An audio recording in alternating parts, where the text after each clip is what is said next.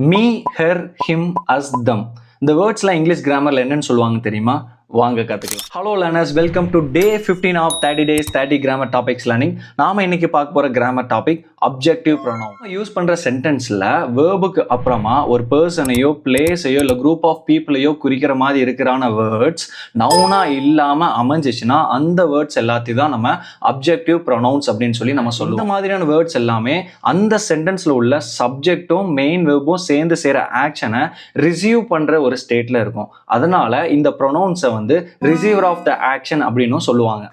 இந்த எக்ஸாம்பிள பாருங்களேன். she likes me. இந்த சென்டென்ஸ்ல likes அப்படிங்கிற வேர்புக்கு அப்புறமா வந்த ஒரு வேர்டு ஒரு பர்சனை குறிக்கிற மாதிரி இருக்குது. ஆனா இது ஒரு நவுன் வேர்டு கிடையாது. அதனால தான் இந்த வேர்டை நம்ம அப்ஜெக்டிவ் ப்ரோனவுன்ஸ் அப்படின்னு சொல்லி சொல்லுவோம். அது மட்டும் இல்லாம இந்த சென்டென்ஸை நீங்க ஃபுல்லா கோ த்ரூ பண்ணும்போது she அப்படிங்கிற மெயின் சப்ஜெக்டும் likes அப்படிங்கிற வேர்பும் சேர்ந்து பண்ற ஆக்ஷனை ரிசீவ் பண்ற ஒரு பிளேஸ்ல இருக்குது இந்த வேர்டு.